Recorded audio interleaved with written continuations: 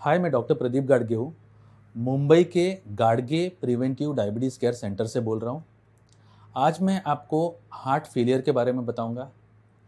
Basically जब हम हृदय रोगों की बात करते हैं तो ज़्यादातर हमारे दिमाग में हार्ट अटैक आता है और हार्ट अटैक से होने वाले कॉम्प्लिकेशंस लाइक डेथ वगैरह वो सारी चीज़ें आती हैं।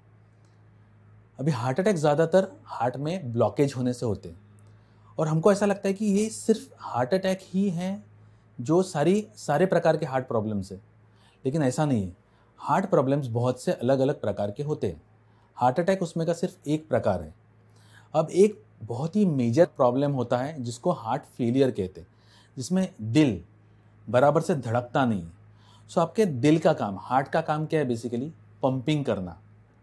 हार्ट एक पंप है जो अलग अलग ब्लड वेसल्स में से, रक्त की धमनियों में से शरीर के विविध अंगों तक खून पहुंचाता है और वापस वेन्स में से वो खून वापस हार्ट में आता है। तो ये पंप को अच्छे से फंक्शन करना बहुत ज़रूरी है। अगर सोचिए ये पंप सही तरीके से नहीं फंक्शन कर रहा है तो क्या होगा? ये जो पंप अगर सही तरीके से नहीं फंक्शन कर रहा है, इस तरह से फंक्शन कर रहा है, तो क्या होगा? जो रक्त की धमनियाँ फेफड़े में खून लेके जाती है उसमें प्रेशर आएगा, फेफड़े पर प्रेशर आएगा और बैक प्रेशर के वजह से पूरे सिस्टम पे प्रेशर आएगा। आप सोचिए क्या हो सकता है एक हार्ट फेलियर के पेशेंट को। हार्ट फेलियर के पेशेंट को सांस फूलने का प्रॉब्लम हो सकता है क्योंकि उसके सिस्टम में बहुत ज़्यादा पानी हो गया, बहुत ज़्यादा ब्लड हो गया है और फेफड़ों पे प्रेशर आ रहा है। इनफैक्ट फेफड़ों में कुछ हद तक फ्लूइड जमा होने लगता है। तो ऐसे पेशेंट्स को क्या होगा? सांस फूलेगी, चलने पर सांस फूलेगी, फिर आगे आगे चल के बैठने पर भी सांस फूलेगी और फिर स्पेशली सोने पर सांस फूलेगी। क्योंकि क्या होता है, जब हम सोते हैं तो सारी सिस्टम में का पानी जो पैर में भी रहता है, वेन्स वगैरह में ब्लड फ्लो होता रहता है, वो भी सिर्फ हार्ट पर का लोड बढ़ जाता है। तो आपका ब्रेथलेसनेस ऑन स्लीपिंग, जिसको हम पैरोक्सिस्मल नॉक्टर्नल डिज्निया कहते हैं, रात को होता है अर्ली मॉर्निंग 4-5 बजे। इसीलिए आप देखिए ज़्यादातर हार्ट फेलियर के पेशेंट को सुबह प्रेजेंटेशन होता है 3-4-5 बजे, वो सडनली ब्रेथलेस हो जाते हैं और उनको इमरजेंसी में हॉस्पिटल लेके जाना पड़ता है। मुख्य सिम्टम क्या है? सांस फूलना। उसी के साथ में क्या होगा? मैंने कहा आपको सिस्टम में ज़्यादा पानी हो गया है तो पैरों में सूजन आएगी। बहुत ज़रूरी सिम्टम है, पैरों में सूजन आएगी। ये दो सबसे इंपॉर्टेंट सिम्टम। इसके अलावा बहुत से दूसरे सिम्टम्स हो सकते हैं। हार्ट रेट का बढ़ना, छाती में कभी कभी दर्द होना, एंग्जाइटी होना, पाल्पिटेशंस होना, बहुत से सिम्टम्स हो सकते हैं। लेकिन दो मुख्य सिम्टम है पंप के सही तरीके से काम न करने के। एक है सांस का फूलना और दूसरा है पैरों में सूजन। और बहुत से ऐसे कुछ साइंस होते हैं, लेकिन वो मैं डॉक्टरों के लिए छोड़ देता हूँ। वो अगर मैं आपको पेशेंट्स को समझाऊंगा तो भी आपको समझेंगे नहीं। अब ये हो गया हार्ट फेलियर क्या है, मैंने आपको एकदम से सिंपल सी भाषा में बता दिया और उससे क्या लक्षण हो सकते हैं। अब हार्ट फेलियर कब होगा? आप सोचिए, ये आपका जो हार्ट है उसका मसल, उसकी मांसपेशियां वीक हो जाएगी और वो बराबर से पंप नहीं कर पाएगी तो हार्ट फेलियर होगा। अभी आप एक पोलियो का पेशेंट आपने देखा होगा, उसका पैर कैसा होता है? पतला सा होता है। और एक नॉर्मल आदमी के पेशेंट, नॉर्मल पर्सन का पैर कैसा होता है? अच्छा मस्क्यूलर होता है। तो पोलियो के पेशेंट का पैर की मसल्स वीक हो गई होती है। उसी तरह से अगर आपका हार्ट वीक हो जाएगा तो आप क्या होगा? आपका हार्ट बराबर से पंप नहीं कर पाएगा। जैसे वो पोलियो का पेशेंट एक नॉर्मल व्यक्ति के साथ दौड़ में, रेस में जीत नहीं सकता, उसी तरह से आपका हार्ट जीत नहीं सकेगा उस रेट पर जो उसको बीट करना है। अभी ये ज़्यादा से ज़्यादा क्यों होता है? इसके बहुत से विविध कारण हो सकते हैं। हार्ट अटैक आने के वजह से कभी कभी मांसपेशियां में प्रॉब्लम हो जाता है। लॉन्ग स्टैंडिंग ब्लड प्रेशर की वजह से हो सकता है, डायबिटीज़ की वजह से हो सकता है, कभी कभी हार्ट के कुछ वाल्वुलर डिजीजेस से हो सकता है और बहुत से अलग अलग कारणों से हो सकता है। लेकिन मुख्य कारण ये है। मैंने आपको बताया लक्षण क्या है और किस तरह से होता है और क्या कारणों से होता है। अब बेसिकली एक पेशेंट को किस चीज़ों पर ध्यान रखना चाहिए? देखिए, घर पर एक वज़न का कांटा रखिए और अगर आप एक हार्ट फेलियर पेशेंट है तो रोज़ वज़न देखिए। अगर आपका वज़न सडनली बढ़ जाता है तो इसका मतलब बॉडी में फ्लूइड रिटेंशन हो गया है, बॉडी में पानी की मात्रा बढ़ गई है और आपका हार्ट फेलियर में जा सकता है। दूसरा, आपको जैसे मैंने बताया सांस फूलने पर ध्यान देना है, पैरों की सूजन पर ध्यान देना है।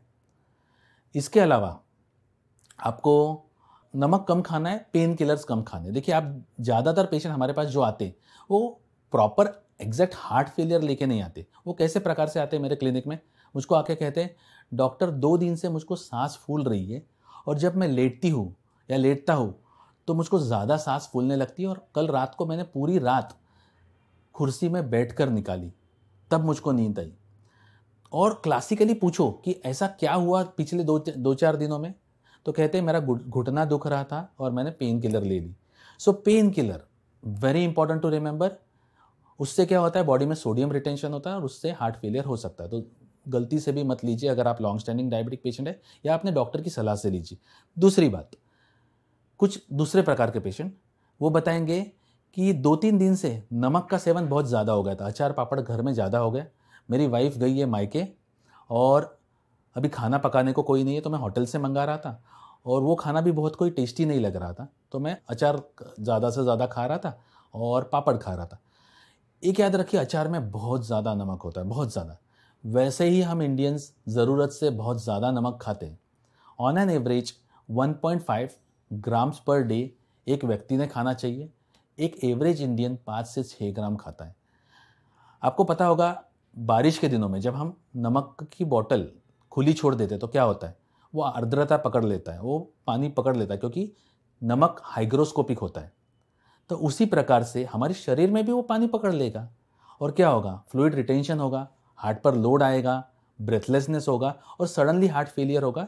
जैसे कि मैंने बताया सुबह 3-4 बजे ज़्यादातर होता है, क्योंकि हम रात को 11-12 बजे सो जाते हैं, उस सिस्टम में का फ्लूइड हार्ट पर आने लगता है, लोड आने लगता है और कुछ ऐसे हार्मोनल फ्लक्चुएशंस भी बॉडी में होते हैं, उसके वजह से ज़्यादातर ये सारे अटैक्स सुबह में आते हैं। और प्रॉब्लम क्या होता है, यूजुअली अस्थमा के अटैक्स भी उसी टाइम पे आते हैं, क्योंकि उस टाइम हमारे बॉडी का कॉर्टिसोल लेवल सबसे कम होता है। तो कभी कभी इसमें डिस्टिंग्विश करना भी अस्थमेटिक्स में डिफिकल्ट हो जाता है। सो इसीलिए हमेशा ये सारे लक्षणों पर ध्यान रखिए और तुरंत अपने डॉक्टर की सलाह लीजिए। और अगर आपको पैरों में सूजन आ रही है या सांस फूल रही है या दोनों एक साथ हो रहा है, या फिर अगर आपने नमक ज़्यादा खाने के बाद में ये सिम्टम्स हो रहा है, या कुछ विशिष्ट प्रकार की दवाई जैसे पेन किलर, स्टीरॉइड्स वगैरह खाने के बाद में हो रहा है, तो तुरंत डॉक्टर की सलाह लीजिए, क्योंकि हार्ट फेलियर जानलेवा हो सकता है अगर उसको सही टाइम पर ट्रीट नहीं किया जाए। जाते जाते आपको सिर्फ यही सलाह देके जाऊंगा कि हार्ट फेलियर एक अनकॉमन बीमारी नहीं है।